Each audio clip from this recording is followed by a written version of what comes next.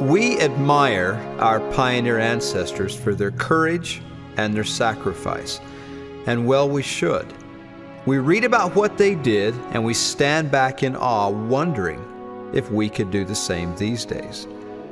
Well, in that spirit, may I share the story, the touching story of Drusilla Hendricks. In 1839, Drusilla was living in the happiest days of her life. A new home, a new faith, and a loving family. Then one night, her world was changed. Her husband, James, was shot in the neck by a mob, leaving him paralyzed from the neck down. The mob then drove her from her home and ransacked it. The family returned to their home only then to be ordered to leave the state immediately. Drusilla sold the family land for enough money to buy oxen to pull a small wagon, and she then set out for Illinois in the cold winter weather of early March. When she finally settled, friends built a log cabin for her, which she then chinked and plastered herself. After that, to make ends meet, Drusilla, with a family of 5 children under the age of 11, she began raising a large garden, taking in boarders, and selling homemade gingerbread and mittens. Drusilla worked hard. She did all that she could to support herself. But again, their peace was only temporary. Mobs again descended upon her people, and in the winter of 1846, Drusilla again loaded up her family, crossed the Mississippi River, and turned her face to the west. They had not gone far, however, when word came that volunteers were needed to join the United States Army in a war with Mexico. By now, Drusilla's oldest son, William, was 18, and William wanted to join the army.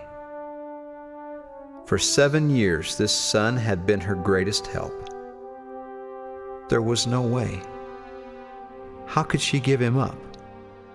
How in the world would she survive a more than 1,000-mile journey across the wilderness without him?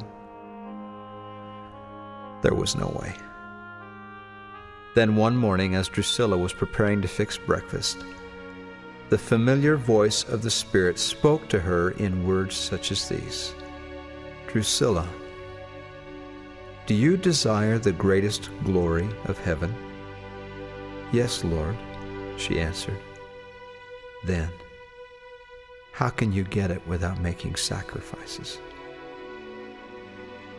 "Lord, what lack I yet?" The voice of the Lord came softly.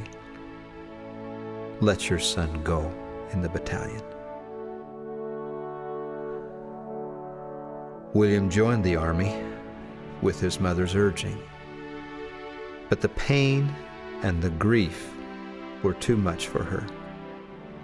Seeking seclusion, Drusilla knelt down and poured out her heart, as only a mother would understand, to a loving God.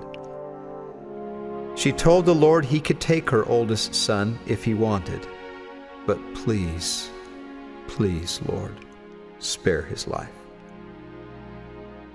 And then, with that peace that passeth all understanding, the Lord spoke to this woman of awesome faith. Gently and reassuringly, he said, "It shall be done unto you as it was unto Abraham when he offered Isaac on the altar." My dear friends, true religion requires sacrifice, or it will never produce strong faith. We of this pampered generation need not worry about whose sacrifices were greater, the pioneers or ours. For the faithful, a just and loving Father in heaven will make sure that the sacrifices and trials we endure are sufficient for the glory we will receive. But please know this: those of us who are fond of our comfort and ease There must be a price paid for faith. It was once said this way: no cross, no crown, no gall, no glory, no thorns, no throne.